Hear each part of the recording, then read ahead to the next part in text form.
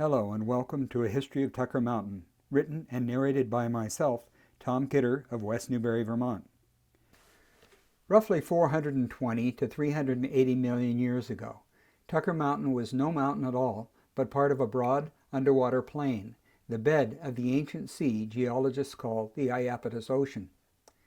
For nearly 100 million years, clay and sediment washed down from ancient landscapes, and layers of prehistoric sea life built up to form a deep sediment on this seabed.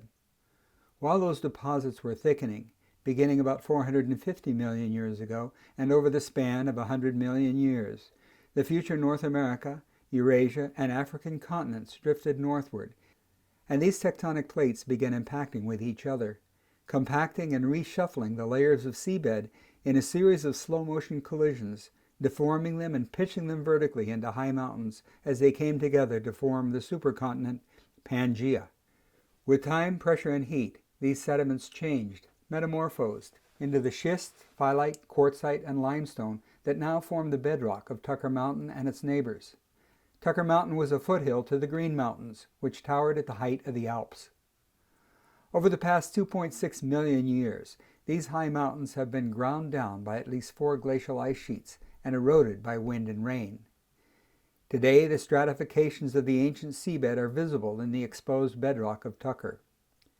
The high mountains are no more, but Tucker Mountain retains foothill status. It is part of the band of hills east of the Green Mountains that stretches from Connecticut to Canada called the Piedmont, a French word that means foothills. Glacial erratics, random boulders that rode the glaciers for miles from their origin, are scattered on Tucker and come in all sizes, including many small boulders, which were stacked into stone walls by early European settlers, like Newbury's Moses Brock here. About 14,000 years ago, the lower elevations of Newbury were underwater, immersed beneath a 200-mile-long glacial lake geologists call Lake Hitchcock.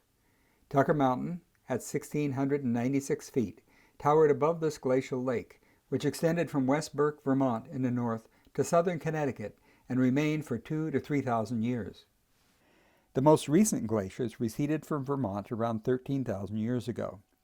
As the tundra warmed and trees took over, muskox, woolly mammoth, bison, caribou, mastodons, saber-toothed tigers, and giant beavers moved in. Paleo-Indians migrated into Vermont around 11,000 years ago, many of them settling along the Connecticut River Valley, with its deep new soil of glacial sediment left behind by Lake Hitchcock. Their likely descendants, the Abenaki, were living in this area when people of European origin arrived over 250 years ago. Some 6,000 to 8,000 Abenaki lived in villages in the Connecticut Valley in longhouses 100 feet long and 30 feet wide. The Abenaki opened portions of forested land in the valley for planting crops and burned patches of forest to improve hunting. In these times, the rivers and streams teemed with salmon and trout. These Native Americans would have visited the forests of Tucker and Woodchuck Mountain to hunt deer, moose, and small game, to gather berries and fish in the brook. Modern roads likely traced Indian trails, and Tucker Mountain Road is a logical route for these people to pass over into the Waits River Valley. What is now Vermont was contested by the French and English, culminating in the French and Indian Wars. Until dominance was decided, this great frontier was not a safe place for European settlers to live. Only a few hundred souls were brave enough to attempt Vermont. However, in 1760, the English won the war and settlers began pouring in. Historians call it the swarming period. In the short 28 years after the war, the non-native population of Vermont rose from 300 to 85,000. In Newbury, land along the river was settled first, and those who came later settled on land in the hills, including Tucker Mountain. These first settlers were felling trees that were up to 450 years old.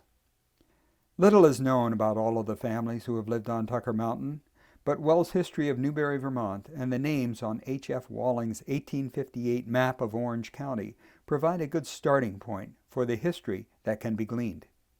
In the 50 years prior to 1858 and the years following, there were many families who lived in these houses and farmed this land whose stories can't be documented.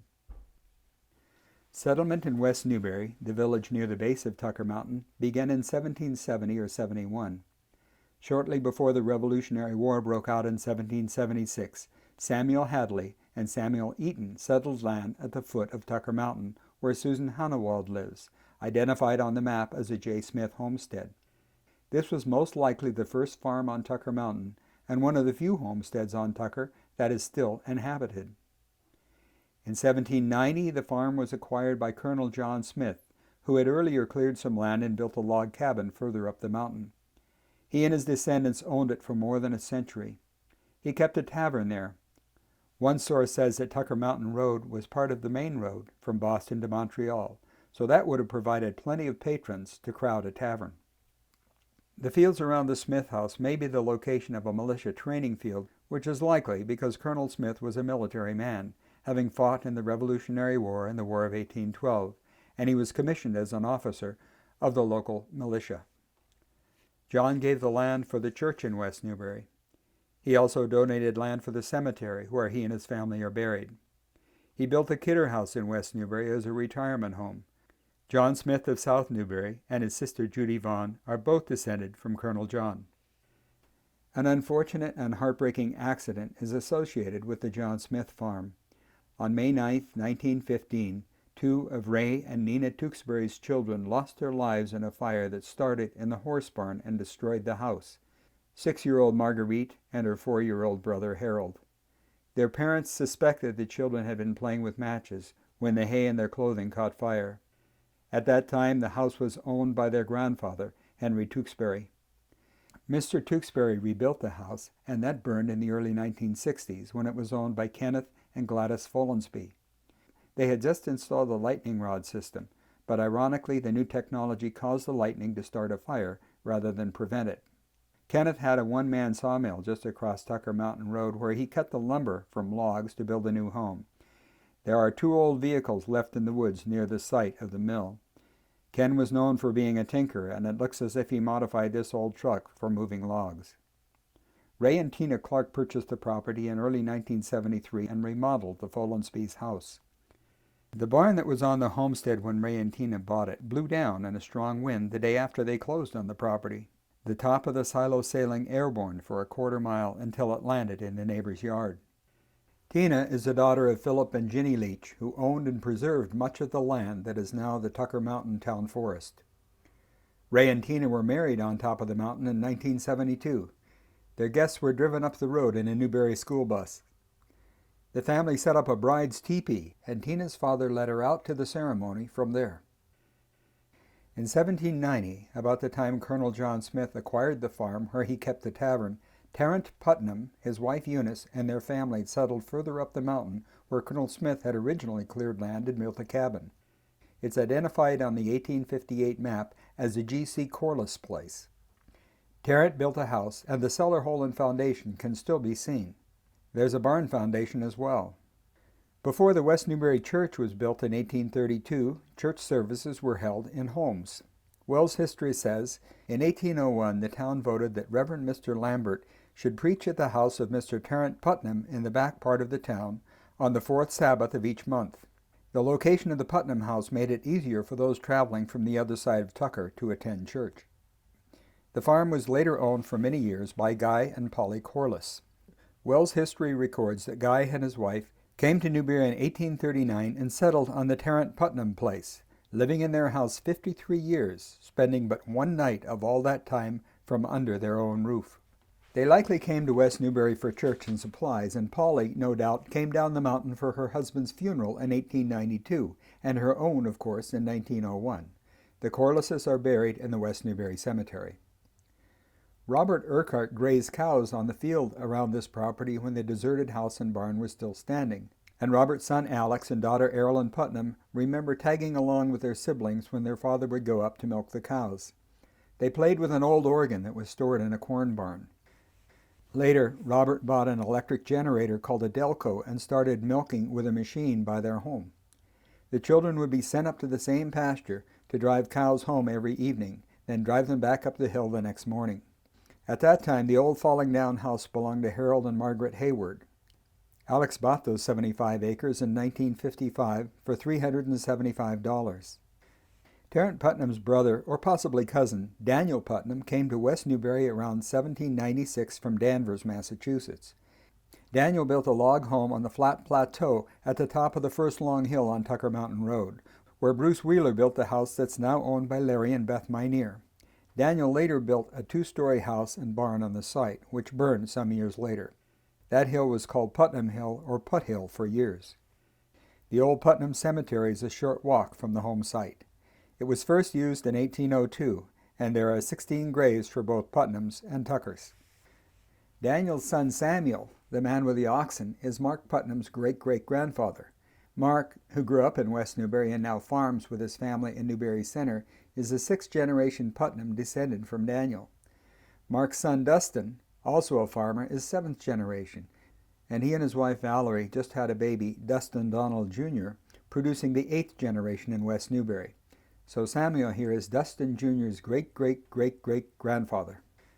Terrence and Eunice Putnam's house was one in a neighborhood of 3 farmhouses, shown on the map as G. Corliss, N. Niles, and S. Scales. Stone walls in this area still outline the old, overgrown pastures. One of these houses is still standing. The faded red house that remains is on the north side of Tucker Mountain Road and about halfway up the mountain.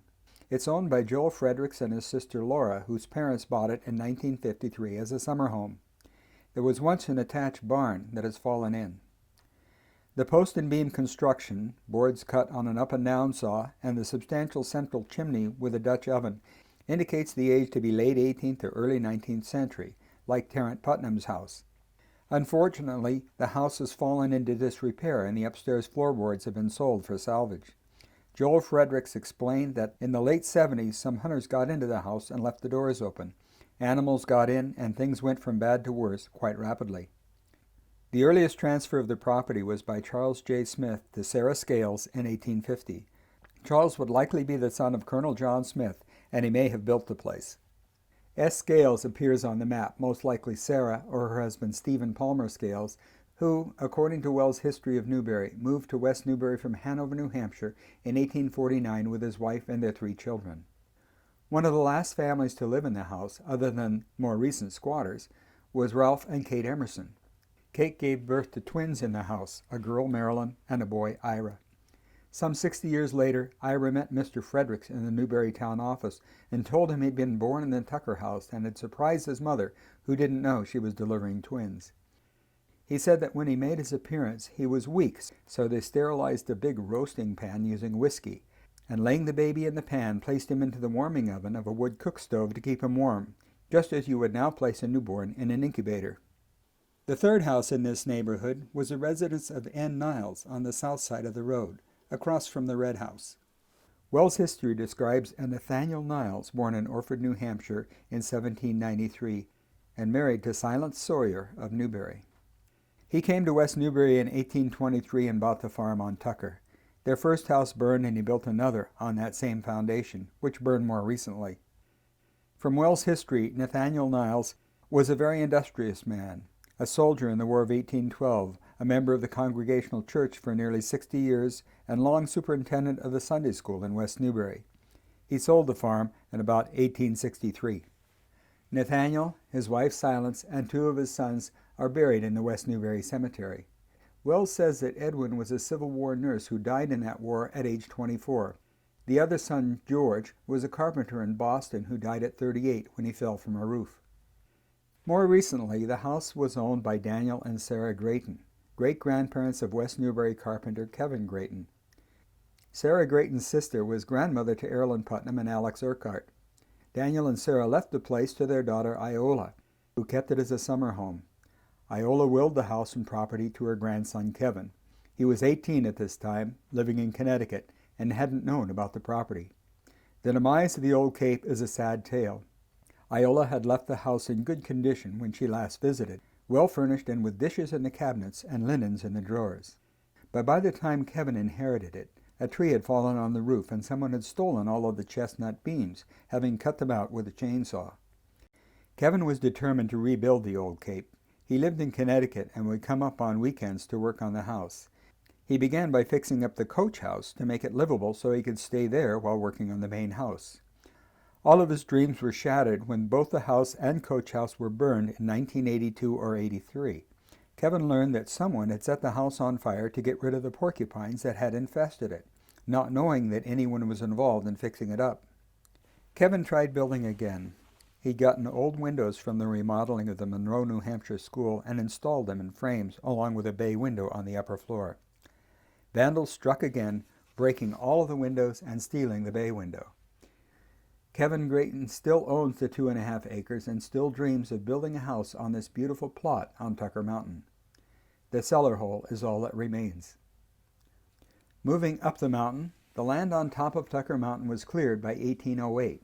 Wells writes, "The highest cultivated land in town, long called the Mountain Carter Place, from which is a prospect of vast extent and variety, lies a mile or two northwest of the hamlet of West Newbury." Mountain Carter, legally known as James Carter, and his wife built a house just west of the high point on Tucker Mountain Road sometime around 1810. It's identified on the old map as a residence of D.W. Wright. Wells writes that Carter was a man of affairs, often being selectman, lister, etc. He was known as Mountain Carter and was a man of great size, and his wife, who was his cousin, was also very large, both weighing, it is said, 700 pounds. The mountain was called Carter Mountain, but changed to Tucker Mountain when John Tucker and his son, also John, bought part of Mountain Carter's farm. Ted and Deborah Leach bought the Mountain Carter Place and 92 acres of land in 1972, when Ted's father Philip Leach began buying property on Tucker Mountain. Jim Hawley of West Newbury was the realtor who managed the sale. He passed on what he knew of the history of the place, telling the Leaches that it had probably been a stagecoach stop at one time, as the road that passed the house was one of the main routes to Montreal. Ted and Deborah and their children loved the old house and the property and enthusiastically took on the project of restoring the old salt box to its original stature. In their desire for authenticity, they sought advice from John Wilmerding, an art history professor at Dartmouth and Princeton, who was later the curator of the National Gallery in Washington. Professor Wilmerding showed photos of the house to the curator at Vermont's Shelburne Museum, who recommended recipes for mortar in rebuilding the chimney, antique paint colors and paint mixes, including milk-based paints, and offered other advice on the restoration. In many cases, the trim still had original coats of paint, which they cleaned and preserved. Ted's father, Philip Leach, was an artist, and he painted scenes of Tucker Mountain on the walls of the living room. Bringing electricity to the house was a modern touch, starting with a generator in an outbuilding that still stands, and they later connected to regular service. The Leaches learned that Mountain Carter's son and daughter had moved to Enfield to join the Shakers, and in honoring that piece of history, they furnished the house with Shaker furniture they found in antique stores and auctions. A small pond lay just east of the house and across the road when they bought the property, and in 1980, after clearing an overgrown pasture, they added a lower pond with an island right across from the house, where their children loved to play. The Leaches asked Judith Lerner, a local Newbury artist, to paint a picture of the house they loved. Sadly, in June of 1990, the family and the town of Newbury were dealt a tragic blow when the beloved house was robbed and burned to the ground. The thief or thieves cut the phone line, disabling the security system, and loaded all of the antiques into a U-Haul. Then they set the house to blaze to destroy any evidence and drove away. No one saw it burn, but Tom Williams, a local carpenter, discovered the smoldering ashes the next morning when he drove over Tucker Mountain on his way to work at the Norowski's house. The Gilman family, who lived at the house down the hill west of the Leaches, saw the truck go by several times. The children waved at the driver and even spoke to him. Buck Gilman would later identify the driver and the truck at the trial in New York State. The man who had rented the truck asked the U-Haul rental office for directions to the Shaker Museum. The summer employee who ran the museum gift shop said the same man had come by to ask the value of a large Shaker chest, and he'd drawn a picture of it. She told him what it was worth. This chest was 7 by 6 by 2 feet, and although the Leaches had paid $1,600 for it at an auction, a similar chest was purchased by Bill Cosby for $200,000. The young woman, a student at Oberlin College in Ohio, would later travel to the trial in upstate New York to testify, and the drawing was used as evidence. The thief was apprehended in New York State while burglarizing another house using the same method of operation. He ran from the scene but was caught. Ted Leach had placed advertisements with photographs in various antique magazines, offering a generous reward for anyone who could report information about the stolen goods. An antique dealer in New York called to say he'd purchased some of the furniture and that he knew where more of it was stored. So Ted drove to a storage facility in New York to meet state police and identify furniture that belonged to the family. The thief, John Mackiewicz, Jr. of Winthrop, New York, was eventually given 4 years in a New York prison for transporting a stolen gun and for the robberies. Mackiewicz had been employed by Bonnie Oakes of Lake Maury, working as a cook for their weekly barbecues on Tucker Mountain, which they owned at that time. It's quite likely he became familiar with the Leaches' home and hatched his plan. He never admitted to the crime, and no one knows if he acted alone or had help. Neither Debbie nor the children have ever returned to the place since then. The foundation, the woodshed, and the little shed that housed the generator remain. In the land north of the house, old pastures are bordered by stone walls. Some of the healthiest trees of the Newtown property grow in this well-managed forest, with stands of red oak, sugar maple, and white pine. The old map of Newbury shows a home site that's higher than the old Mountain Carter place and names J. Hall as the owner, recorded in the land records as Jesse Hall. I've found no other history of Jesse Hall except the likely foundation on that site. This is located at the height of land on Tucker Mountain Road. Sometime around 1815, the citizens of West Newbury built a schoolhouse at the base of Tucker Mountain where Henry and Karen Pollock live. Early on, over 40 students between the ages of 4 and 18 attended. The first schoolhouse burned in 1827 and was replaced by a brick building. I found no record of that building's demise, but it was replaced with this wooden structure in 1871 and still called the Brick Schoolhouse. The school closed when the local schools consolidated in 1894. The West Newbury School, built in 1894 in West Newbury Village, and now the Newbury Historical Society headquarters, is still standing. Students from the Brick Schoolhouse and Rogers Hill School on the south side of town moved to the new building. The Brick Schoolhouse was rented out as a home, and Ralph and Kate Emerson were the last to live there. A granite foundation stone can still be found by the Pollock's garden. Further west, on the west side of the mountain and down from the old Mountain Carter salt blocks, there's an old cape now owned by Margie Clark Smith. It's listed as the W.N. Daniels place on the old map. Margie's father, Herb Clark of Connecticut, bought the property from a Smith family who had owned it for only 2 years. They had purchased it from the Oliver family, who decided to sell when in the middle of the night part of the house shifted off the foundation and scared the hell out of them. For many years this house was best known as the Stanley Oliver House. When Herb Clark bought the property in the early 1960s, the house had electricity but no bathroom, only the beginnings of one. There was a cistern in the basement, fed by a spring across the road, with a hand pump in the kitchen. An outhouse stood between the house and the barn. The house sat idle until 1973 when Herb retired. Margie helped him fix it up, jack it up, and rebuild the foundation. Porcupines had moved in, and one of Margie's jobs was to shovel out their droppings. John and Maureen Nininger lived there in the 1980s, and John did work on the place to cover rent and earn a little extra cash. The Clark's property presents a fine view of Tucker Mountain from the west. Maureen kept horses. She was especially fond of Pearlie, their 2,000-pound Belgian. They used Pearlie to log the woods across from the Leaches' house before the pond was put in. These scenes give us a picture of what life must have been like on Tucker Mountain 150 years ago. The many stone walls on this south side of the mountain are signs that this part of Tucker, like so much of the mountain, was used for agriculture, probably sheep farming. There's a cellar hole, too, which marks the residence of C. Emerson on the old Wallingford map, probably Charles Emerson. The old stone walls, the Putnam Cemetery, the cellar holes, the foundations, rusting barbed wire, all tell of a time when Tucker Mountain was a bustling farming community. Robert Atwood of West Newbury has many memories of the agricultural activity he's seen there, and stories from his wife's family, the Tylers, that go back even further. In the early 1900s, John Tyler kept a herd of 15 to 20 milk cows on the top of Tucker. Just to the west of where the spur road up the mountain leaves Tucker Mountain Road, the old foundation to the milk house still stands, the same foundation that marks the earlier residence of Jesse Hall. 2 farmhands would go up in the afternoon to milk the cows.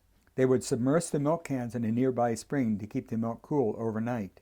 The cement casing surrounding the spring remains. The hands would spend the night in the milk house, do the morning milking, and then bring all of the milk down to the West Newbury Creamery. That afternoon, 2 more farmhands would head up the mountain to take the next shift. Robert Urquhart and Raymond Appleton, who both once worked for John Tyler, talked of driving up Tucker in a Model T to milk the cows. On the steepest incline, their car would sputter and stall, and one of the men would get out and push, all part of a day's work. John Tyler's son Russell grazed sheep on the top meadow of Tucker into the 1970s. They were fenced in, but a farm worker would check on them once a week and take them salt. Every fall, someone would lead the sheep down the mountain to the Tylers' farm. The sheep were occasionally known to grow impatient and come down the mountain on their own, heading straight for the winter barn, even though they'd been sheltered in another barn the previous spring. These were especially intelligent sheep. When the self-reliant sheep walked past Kenneth Folensby's house at the foot of Tucker, where Susan Hunnewald now lives, he called the Tylers to tell them their sheep were on their way. In another agricultural venture, the Tylers raised potatoes on the top meadow to sell at their store in West Newbury. The deer surely appreciated the effort. They'd dig up the potatoes, take a dainty bite out of each one, and leave the rest of the potato for the store, nibbling away at the profits. Alex Urquhart tells a story he's heard that many years ago a woodcutter was leading a team of horses pulling a cord of wood down the mountain on a sleigh. He'd attached a log to drag behind and act as a brake. But it broke loose and the sleigh, with no brakes, began pushing the horses down the hill. They ran all the way down to West Newbury, trying to stay ahead of the heavy load. Somehow they escaped stumbling and getting rammed, but Alex says they were never good for pulling a sleigh after that. There are others who have lived and still live on Tucker Mountain. They are some of the oldest families and the original inhabitants. Deer and moose live here. Bears build nests in the beech trees where they can lounge back and munch beech nuts all afternoon. They leave other signs as well. Newts, wood frogs, and salamanders mate and lay their eggs in at least one prominent vernal pool. And fish breed in the branch of Hall's Brook that flows down the mountain. Beavers have dammed ponds and built lodges, deserted for now but ready for restoration once the food supply restores itself. The top of Tucker has always been a popular picnic spot and party location. In the early 1900s, the Lowe family from Bradford would come by horse and buggy. The Tyler family, who owned Tucker for many years, often found their way up here, as well as the Hollies and the Merrimans. Robert Atwood remembers other gatherings. Sunday picnics on Tucker with 12 or more cars parked on the road at the height of land, when picnickers hiked the last quarter mile, carrying baskets of food. For a number of years, Bonnie Oaks Resorts of Lake Morey owned the top of Tucker, and they would bring groups of patrons up here every week for a special picnic. They even had a permanent barbecue cooker on the mountain. Families have skied, snowshoed, hiked, ridden horses, hunted, or driven to the top in every kind of vehicle, quite likely from the time it was cleared in the early 1800s. And the visitors come any time of year. School children hike up here every fall to enjoy the mountaintop, learn about their natural environment, and deepen their attachment to nature. People are drawn by its wildflowers, grassy meadows, and magnificent views, the Waits River Valley and mountains to the west, the White Mountains to the east, south to Wrights Mountain, and north to Woodchuck Mountain, the highest point in Newbury. In the early 1970s, Tucker Mountain was for sale, and word got out that a company was eyeing the property with plans for a real estate development. Phil and Jenny Leach, who had residences in Massachusetts and Fairleigh, Vermont, decided to purchase this land in order to protect it. It had always been a favorite place for Phil and Jenny and their families, and Phil proposed to Jenny here in 1940. They loved picnicking on the top and enjoying the amazing views. In 1992, the Leach family donated a conservation easement to the Vermont Land Trust that included all but Ted and Debbie's property. They wanted to be sure the land was protected and well managed for years to come. Most recently, in 2015, Phil and Jenny Leach's children and heirs, who collectively own 635 acres of Tucker Mountain, began discussions with the Vermont Land Trust and the town of Newbury with the goal of selling the land to the town at a reduced price while keeping it preserved and protected. Following months of planning and negotiation, in September of 2017, the proposal was put to the Newbury residents for a vote, and it passed. A revote was called, and again, the decision to purchase passed handily. The land was transferred to the town of Newbury, in December of 2018. The property will be called Tucker Mountain Town Forest. The town's plan is to manage the land with the guidance of a management committee and help from the Newbury Conservation Commission, along with other dedicated volunteers willing to build trails, make signs, work on road improvements, and plan activities. The town forest will provide opportunities for recreation and education, involving local schools and other conservation-minded groups, and bring some income from well-managed logging operations. Unfortunately, over the years, and despite many attempts to limit motor traffic, the mountain has been loved a little too much, and the top is in need of repair. Vehicles of all kinds have worn out old roads and created a maze of new roads to the top, which are also showing signs of erosion. Visitors have cut healthy trees, stately old birch and maple, to feed their bonfires. The ownership of the mountain will mean improving management for erosion control, learning to love the mountain without destroying it, involving everyone who uses the mountain in finding solutions that will help keep Tucker Mountain healthy and green. There's much to the history of Tucker Mountain that remains mystery. Little is really known about the families who settled and farmed this land and what life on Tucker Mountain was like. In that little neighborhood of 3 houses on the east side, did the Scales get together with the Niles and the Corlises to make music or play cards? Did they argue over whose cow jumped the fence, or whether to vote for James Monroe or Rufus King? Did Polly Corliss bring her extra zucchini to Silence Niles every August? There are artifacts left behind that we wonder at. These 2 tanks lay along the brook, quite likely remains of a makeshift culvert system for a bridge. Did this old sign identify the beaver family living in the pond behind it? Who forgot where they parked this car? Are they still wandering Tucker in search of it? And here is a story carved in stone that pulls at our hearts and piques our curiosity. Those we have held in our arms for a little while, we hold in our hearts forever.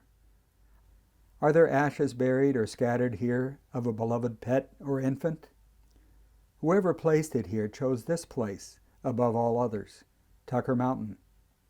It speaks of a reverence, a love, a deep respect for this mountain that was surely held by those who over all the years made their lives here, for those who have hunted here, who have explored the mountain on foot, on horseback, by ATV and snowmobiles, on skis and snowshoes, for all of us who are now the keepers and protectors and stewards of Tucker Mountain. I'd like to give credit to Wells' History of Newbury and the History of Newbury 1900 to 1977.